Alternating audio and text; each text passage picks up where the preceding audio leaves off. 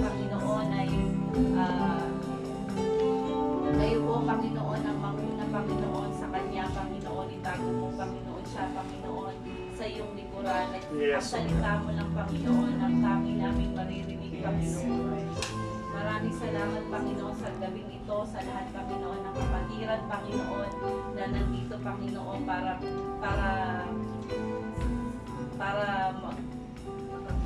makapanalangin, Panginoon, ng lahat, Panginoon, na aming ipapanalangin, Panginoon. Maraming salamat, Panginoon. Ito po ang aming dalangin, Panginoon, sa tanging pangalan ng iyong anak na si Jesus, Panginoon, at banal na Espiritu. In Jesus' name we pray. Amen. Amen.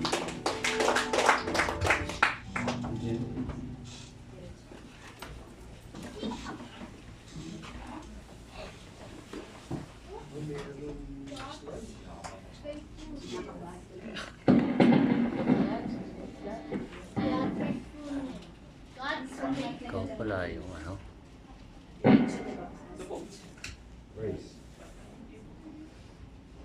Amen. Purihin po ang Panginoon sa gabi ito. Amen. Isang malakas ng palakpak na papuri na po. Amen. Napakaganda po ng awitin natin kanina. No? Talagang hindi nagbabago ang ating Panginoon. Noon, ngayon, at magpakailanman. Ako po'y kinakabahan. Hindi lang yung halata. Amen. Purihin po ang Panginoon. Ako po'y nananalangin. I was praying before for the Lord to reveal His word to me for tonight. Alam ni Ate Carol, parang I was a little bit anxious. Medyo ako'y nag-aalala sapagkat sabi ko, Lord, ano po ba ang ibabahagi ko sa mga kapatid ko sa gabi nito? And then the Lord revealed to me, your life is my word for tonight. Amen. So, purihin po ang Panginoon. So, our context for tonight is from Lamentations or Panaghoy. Okay, Lamentation is a book from the Old Testament. At naglalaman, it contains po 5 chapters. At lahat po yun, naglalaman po yun ng mga lament or mourn or grievances ng propetang Jeremiah, the weeping prophet. In 2 Chronicles chapter 16, chapter 36, verses 16 to 20, doon po pinapakita kung bakit po hinayaan ng Diyos na mahulog ang Juda, ang bayan ng Jerusalem sa kamay ng mga Babylonia. Sapagkat po nung panahon po na yon, ilang propeta po ang pinadala ng Diyos para sabihan po ang mga Israelita na manumbalik sa Panginoon. Pero hindi po sila nakinig at lalo po nilang ginawa yung mga karumal-dumal na mga kasalanan, no, na hanggang sa nasagad ng Panginoon, yung wrath ng Panginoon, kaya niya hinayaan na masakop ng Babylonia ang bayan ng Juda, bayan ng Jerusalem. At nung panahon po na yon, ang nangyari po ay talagang nadurog po ang Jerusalem. Ang templo ng Diyos ay nawasak. The city had been destroyed by the Babylonians under the king Nebuchadnezzar. The temple was burned, homes were reduced to rubble, families were separated. Dahil po ng panahon na yon, wala po silang pinaligtas. No? Babae, lalaki, matanda, bata, lahat po ay pinagpapatay ng mga Babylonia. At hinayaan po yun ng Diyos. At yung mga hinabuhay po ay hinala nila sa bayan ng Babylon at doon po ay ginawa nilang alipin. So yun po, kumbaga, kalunos-lunos po ang naging pangyayari sa bayan po ng Jerusalem noong mga panahon na yun. At lahat po yun ay na-witness ni propetang Jeremiah. So he witnessed it all. Everywhere Jeremiah looked, he saw sorrow, he saw loss and devastation.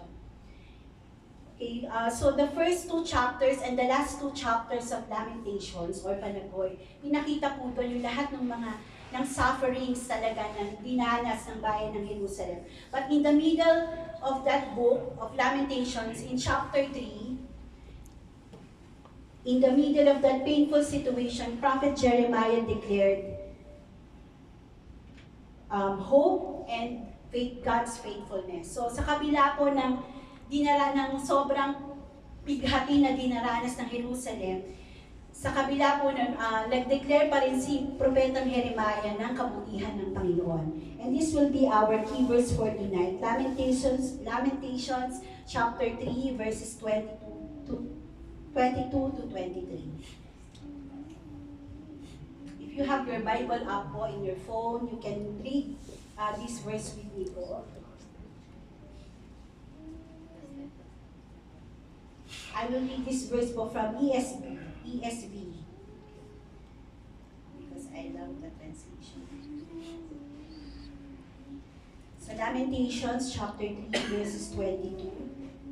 The steadfast love of the Lord never ceases. Amen.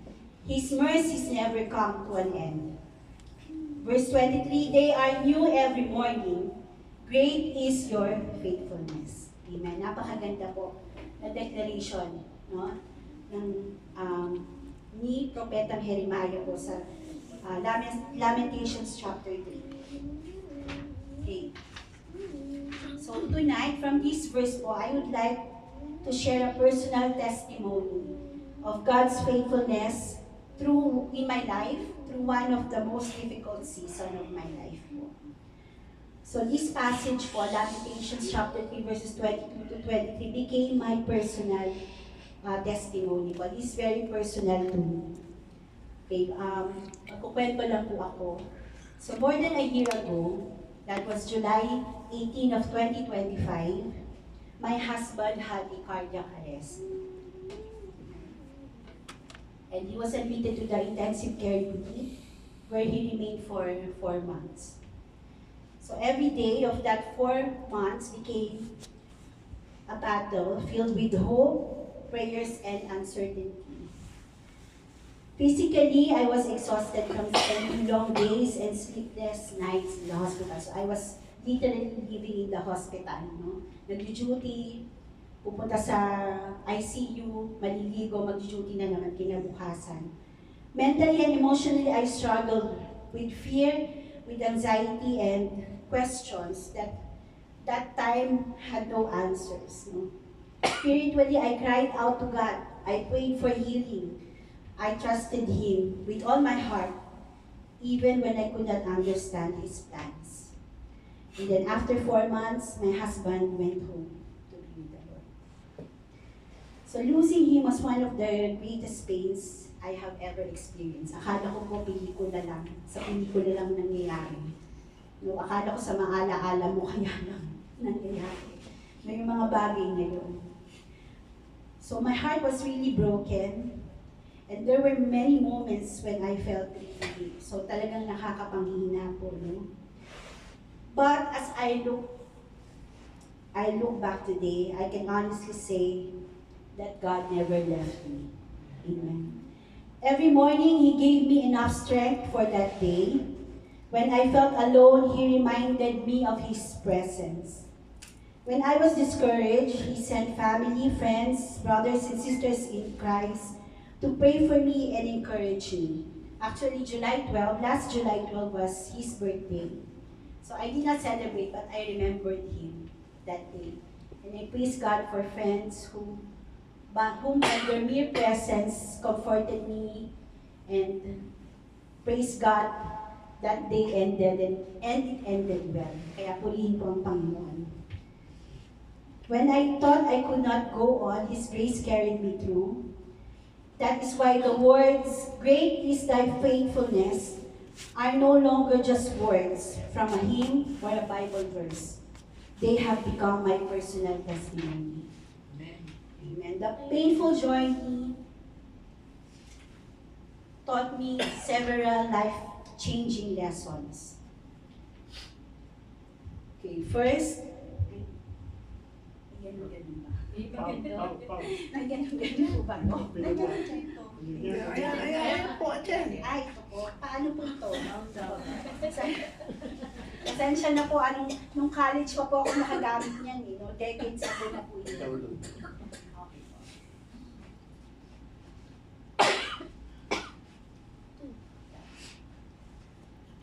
Okay, so first, God's faithfulness is not determined by my circumstances. Amen. Okay, even though I lost my husband, God never stopped being good. His character did not change because of my pain. Amen. So,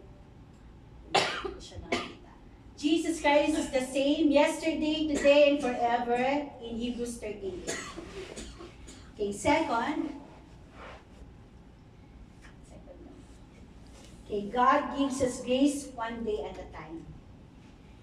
Okay, in Lamentations chapter 3, it says that His mercies are new every morning. God did not give me strength for the entire year at once. Instead, He gave me enough grace for each day. And that was always enough. Amen. Mommy's thirsty. Lamentations chapter 3 verse 23, they are new. His mercies, they are new every morning. Okay, third lesson. God's presence is greater than my pain. There were nights when I cried myself to sleep, but I never felt abandoned. The Lord was with me through every tear and every prayer. Amen. Okay, I will never leave you nor forsake you, according to Hebrews 13, verse 5. Okay, fourth lesson. The loss of my husband deepened my faith. I knew that God is faithful even before, because the Bible says so. My parents always tell me the Lord is faithful. But now I have a clearer understanding of how faithful He is because I experienced it firsthand. Amen. His faithfulness and sustaining grace. So in James 1, chapter 3, trials or the testing of your faith produces perseverance. Amen. Finally, fifth lesson. I learned that our hope is not based on what happens in our lives, but on who God is. People change, circumstances change, and life can change in a moment, but God's love, mercy, faithfulness remains forever.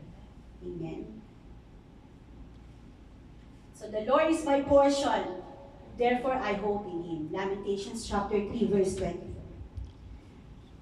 Okay, perhaps today you are also carrying a burden that no one else knows. So meron din po siguro kayong dinadala sa mga puso ninyo, sa mga sandali ito.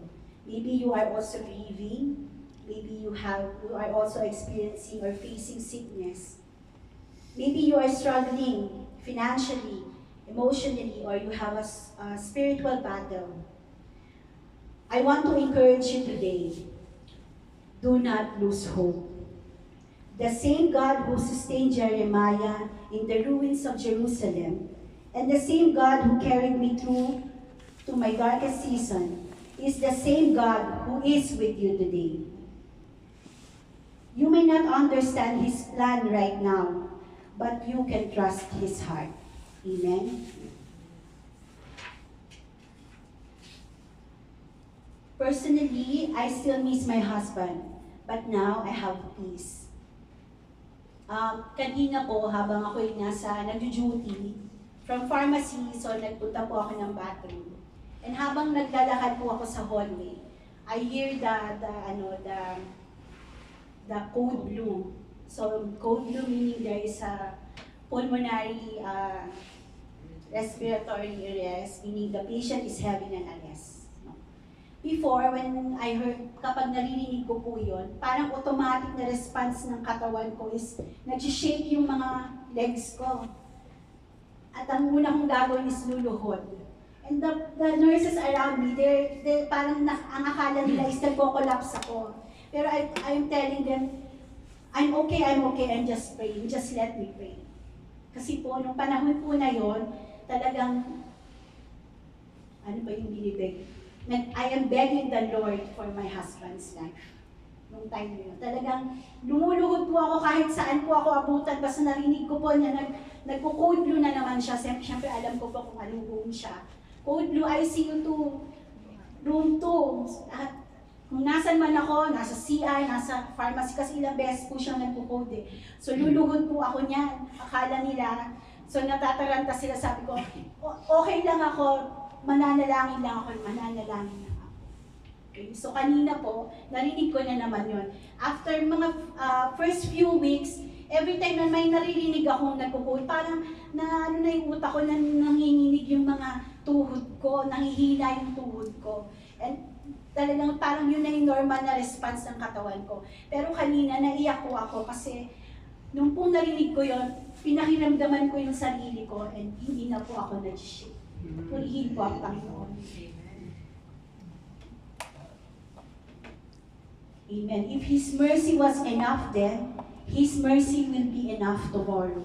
That is why with all my heart I can stand before you and declare the same words that Jeremiah declared centuries ago. In Lamentations chapter 3 verses 22 to 23, the steadfast love of the Lord never ceases, His mercy never comes to an end. They are new every morning. Great is thy faithfulness. Amen. No matter what season of life you are in, remember this, God's faithfulness never fails, His mercy never runs out, His compassion never ends, and His grace will always be enough. Amen. Great is thy faithfulness.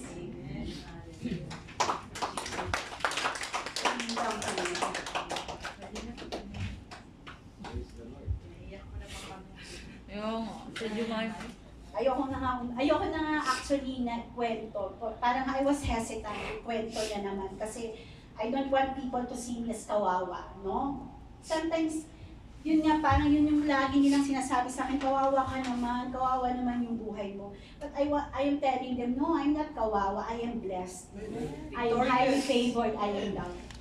Kaya, yun po, purihin po ang Panginoon. Siya na kasi nakaumiyak relate si Ate Roa. Nakarelate. And then, hindi ako nakarelate. Ay, hindi. Pag-meditate lang tayo para makapag-pray. Ano na, masyado naman akong touch, but I am not touched because I felt sorry for you, Ate Jemima. I am touched of what had happened because it made you stronger. And nagiging inspiration din namin yan. So, in every trials you had, nagiging perseverance din sa faith namin yan. At saka yung hope namin is nag-deepen kasi we saw it on you in your experience. Sometimes yung mga experience na mga, I always says din, in every time na nag-exhort ako that the life of my brethren gives me a lot of strength and courage. Kasi when you hear them that they've been through a lot of troubles, a lot of trials, and heartache, and heartbreaks, and everything in this world.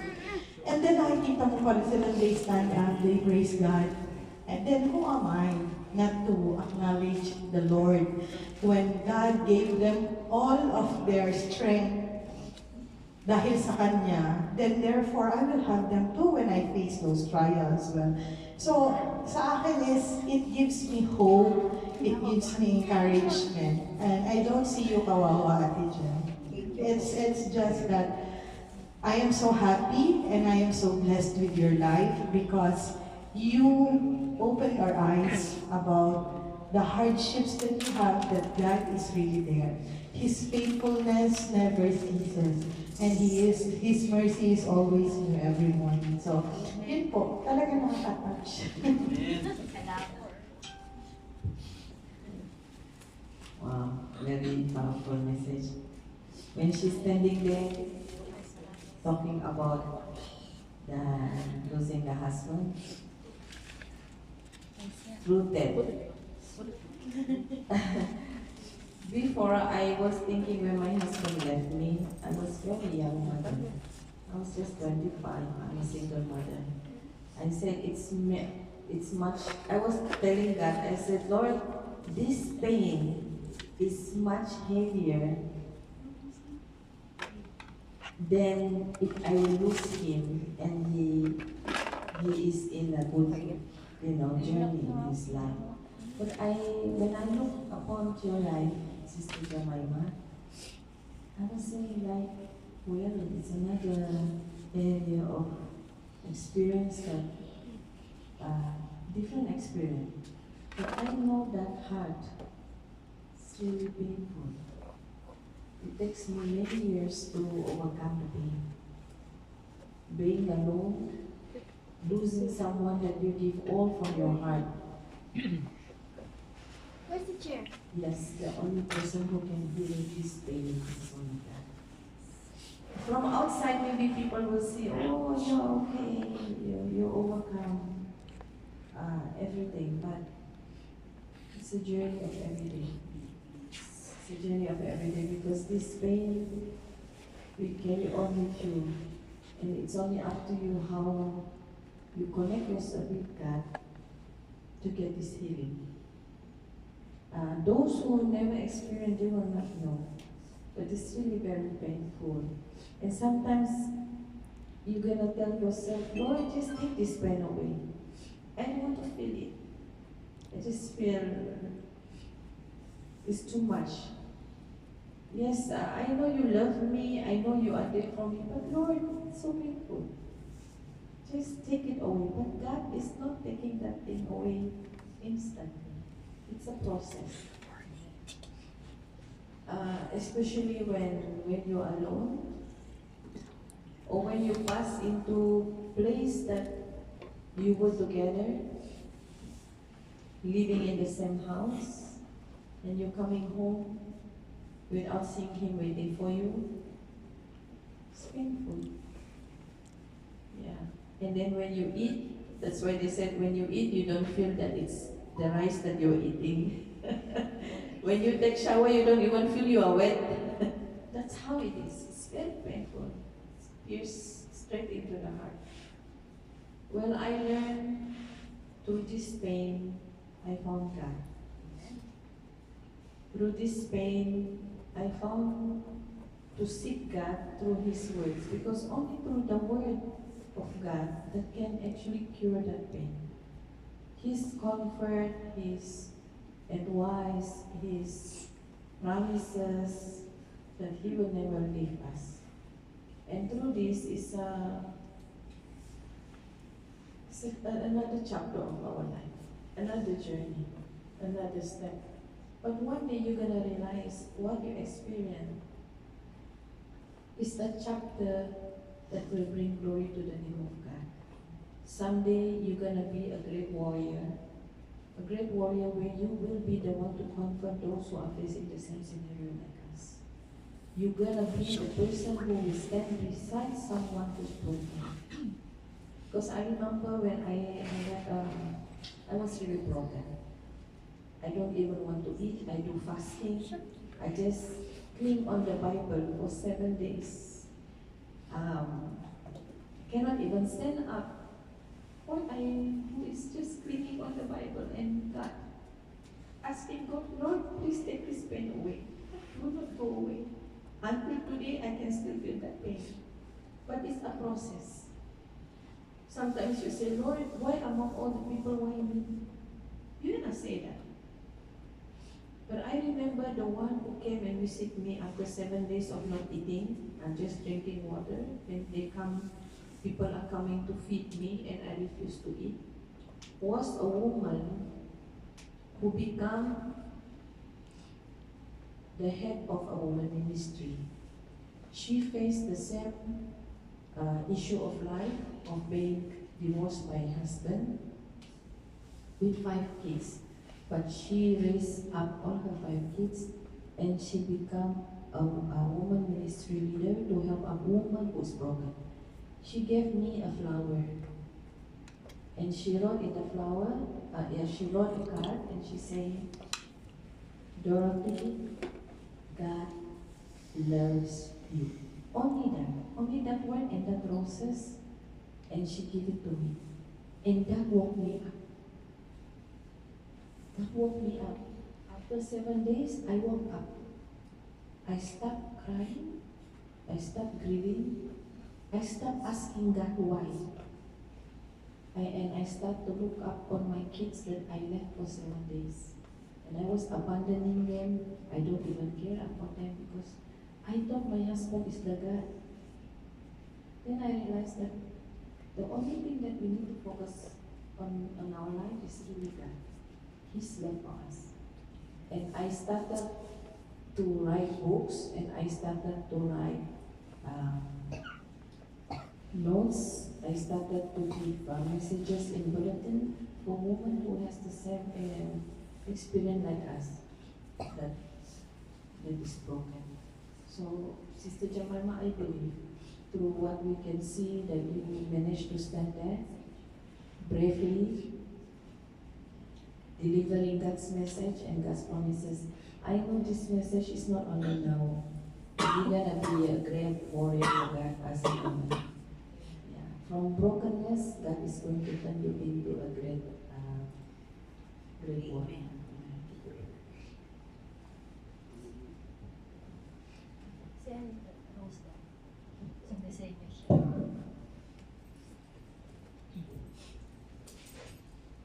Hindi po ako naawa kay Ate Juman. Naawa po ako sa sarili ko. Napakatapang ko po. So proud of you. Ako naman po, siguro yung ano ko po ngayon, yung mama ko. Kasi lagi ko sinasabi, paano ko patatawarin yung mama ko? Hindi naman siya humihingi ng tawad sa akin. Kasi since po nung bata ako, hindi ko siya nakasama. Masyado akong sabik, tapos hindi ako imbitera, pero pag nakikita ko yung iba, nakakasama ko nila yung mama nila.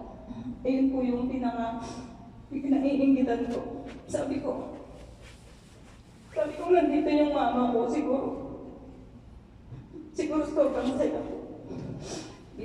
Pero binusog naman po ako ng papa ko sa pagmamahal. Papasboy ko talaga ako. Pero syempre, bilang babae ko, gusto ko rin po talaga maranasan magkaroon ng isang ina. Tapos po yung mama ko, hindi pa po ako kilala. Kasi po nagkasakit. Lagi kong hinihiling na, Lord, sana Lord, dumating yung araw na maalala po niya ako. Yung ako po yung bunso niya. Sabi ko, lagi ko pinag-pray ko. Tapos po one time po naka-receive ako ng pag-pray sa atin ko po. Sabi niya, Deng, si mama nasa bahay. Naalala niya na po ako. Pero, napakasakit kasi nandito ako. Gusto ko siya puntahan ko. Siguro po kung sasakay lang ako ng jeep, ganun lang sana, uwi po talaga ako. Pero wala sobrang kayo. Tapos, hindi pa po ako makaka-uwi agad-agad kasi nandito po ako. Kaya sabi ko kay Kuya, ikaw muna bahala kay Mama, alagaan mo muna. Sana sa pag-uwi ko, sana I hope next year, makauwi ako. Sana pinalapad din na ako. Ayun po talaga yung lagi kong para makasama ko po siya. Kasi sobrang sakit po ako magkaroon ng isang ina talaga. Ayun po talaga yung pinakagusto kong maranasan. Hindi na po ako umiiyak sa pag-ibig. Wala na. Hindi na po ako umiiyak sa kahit saan po. Iniiyakan ko po yung mama ko. Si mama lang po. Siguro, ayun na po. Para po kahit paano po maano po yung yung gusto ko pong mangyari sa buhay ko po, yung magkaroon po talaga ako ng matatawag ng mama ko. Kasi nakikimama lang po ako. Lagi na lang akong nakikimama. Kahit saan ako pumunta, kahit dito, dami ko na rin mama. Kaya sabi ko, thanks God kasi si mama kilala na po ako. Sana po, tuloy-tuloy na po yung paggaling niya. Thanks God. Mami yung Parang may gusto ko sabihin.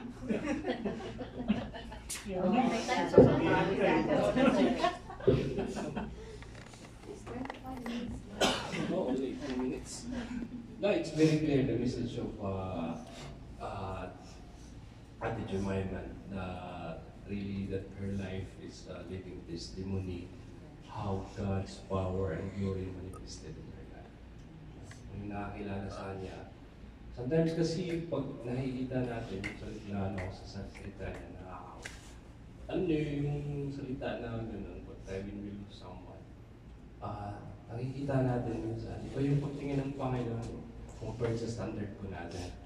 Bilang sa tao, in this world, makikita natin, pag may partner ka sa buhay, kailangan may anak kayo. That's the standard. Kailangan may trabaho yung asawa mo, kailangan may trabaho yung husband mo, to sustain, kailangan may bahay kayo, kailangan may sasakyan kayo. Yun po yung normal lang po yun, no? There's nothing wrong with it. But the thing is, nagiging standard po siya. Yun po yung nagiging benchmark po sa buhay in this world. Yun po yung nakita natin. Nakalimutan natin, minsan, yung Panginoon kasi nakikita this in a different way. No, I believe na nakikita ng Panginoon yung puso natin. There is nothing wrong, no? Na yung puso mo is you're living the purpose of God. There's nothing wrong na. Maganda yun pag may pamilya tayo. Because of course na yun yung entrusted natin na pinagkatiwala sa Panginoon natin. And of course, there's nothing wrong there. And only God knows kung nakikita yung puso natin. Which we believe, nakikita namin sa iyo, nakikita namin yung glory at yung power ng Panginoon na mamanifesto sa buhay. Therefore, thank you.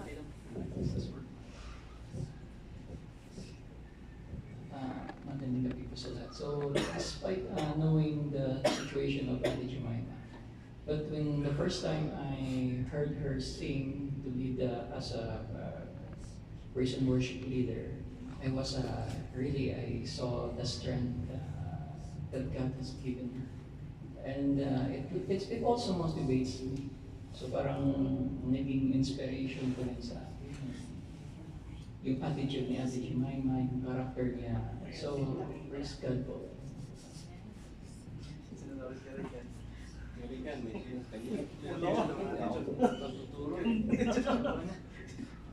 Sumisay ka, salita ka.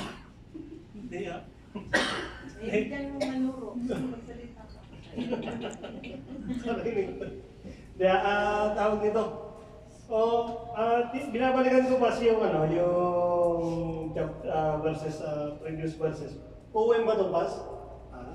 Poem ba ito? Awit, no? Hindi. Panaghoy. Panaghoy.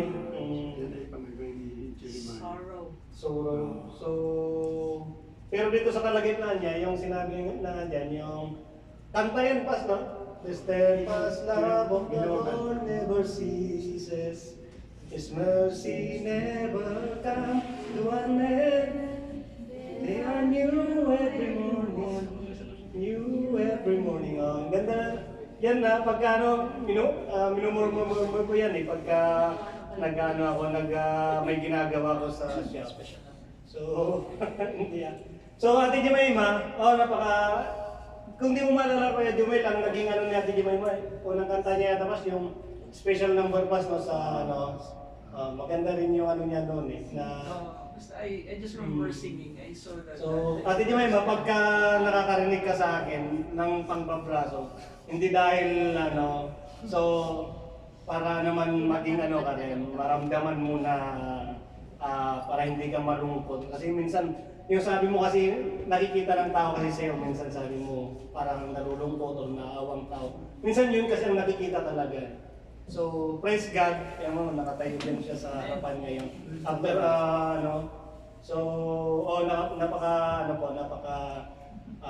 inspirational, napakalaking tawag ito. Napakalaking bagay na si Ate Jemima po na sa kapila ng kanyang pinagdaanan is nakapagsalita din sa harap. So, tama yung balikan natin yung verse na ginapin niya. Napakalaki ng pag-ibig ng Panginoon. Na kapag nasa Panginoon ka, wala kang talo. So, ituloy mo po.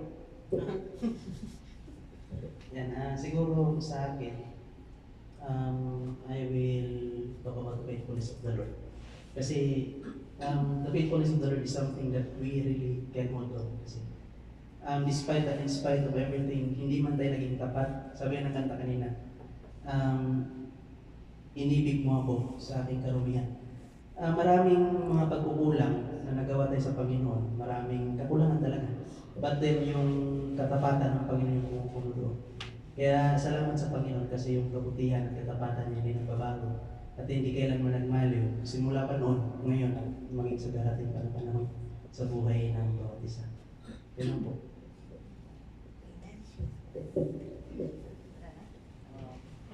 Nakakatuwa naman talaga yung mga scholar ng ng Jesus the Great I Am. Maraming salamat to God be all the glory. Talaga namang nag-glorify ang Lord sa outcome ng ating mga Bible study. At nakita naman natin, it was a very simple exhortation, but because it is straightforward and it is a testimonial kasi.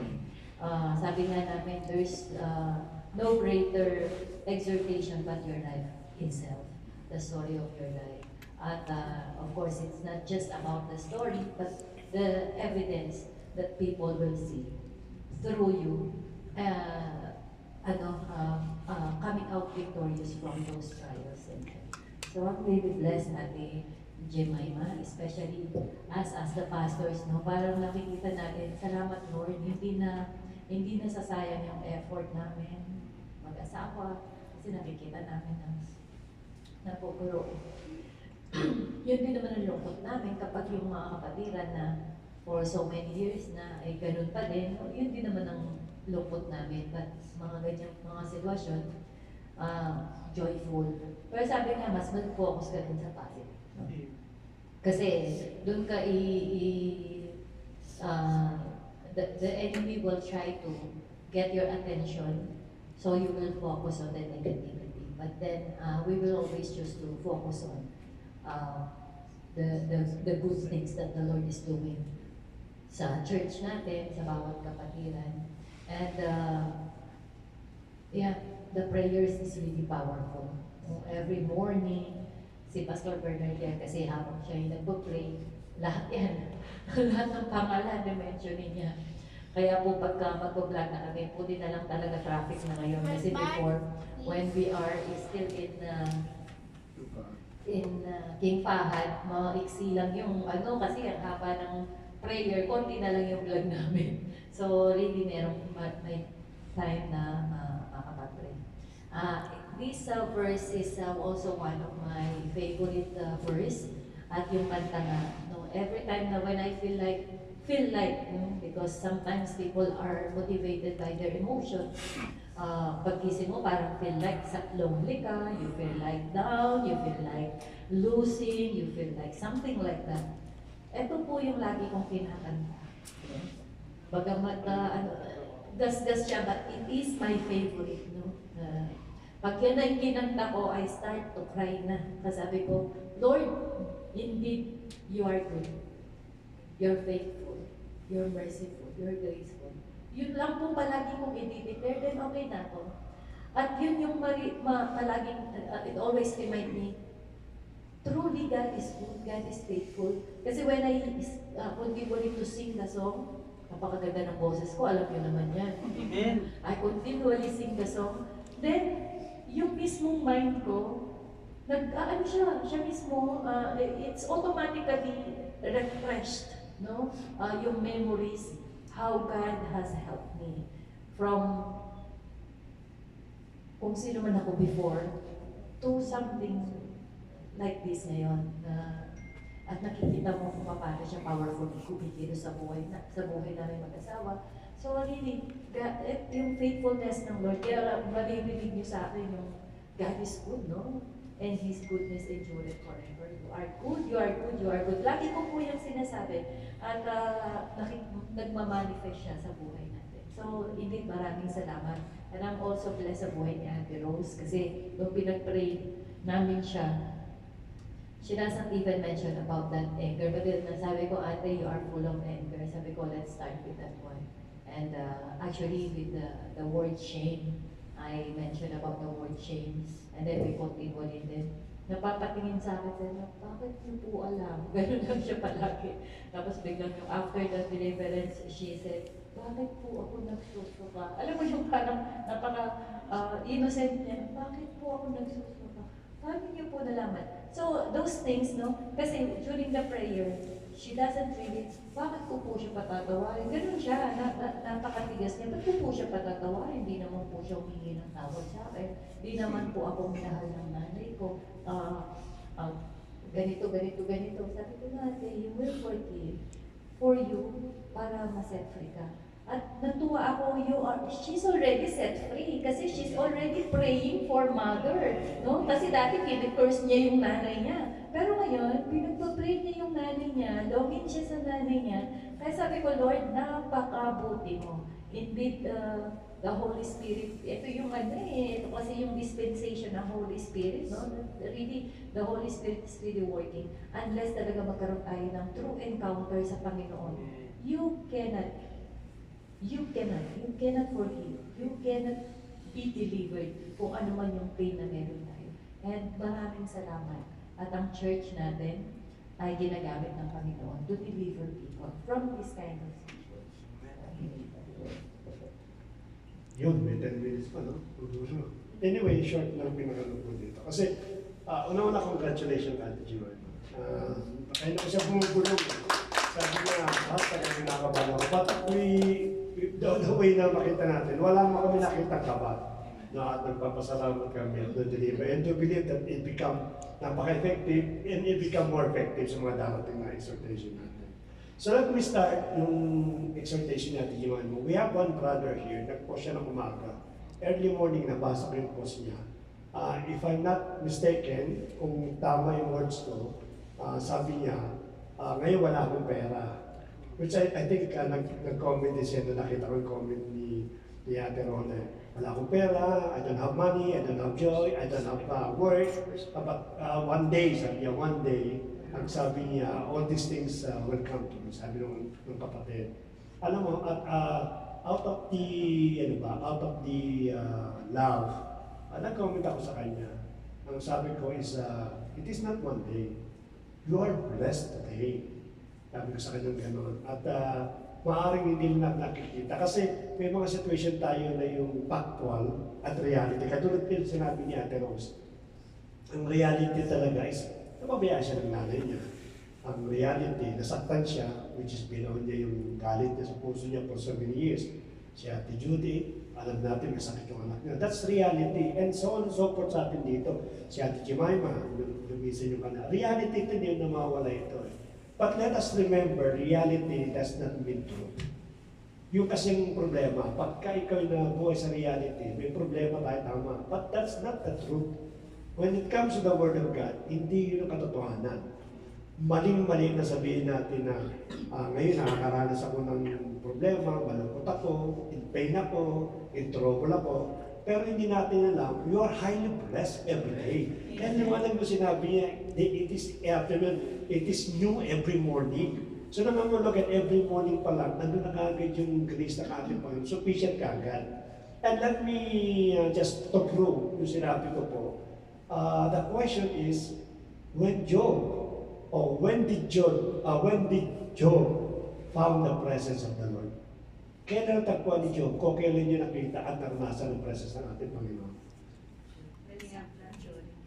When he have nothing. Right? Pero nung siya ay pasagana, nananalangin siya, is a righteous person. Nag-o-offer siya, nagbibigay siya ng galang sa ating Panginoon. But he never experienced the presence of God during that night. Why? Because you will not worship me because of these things.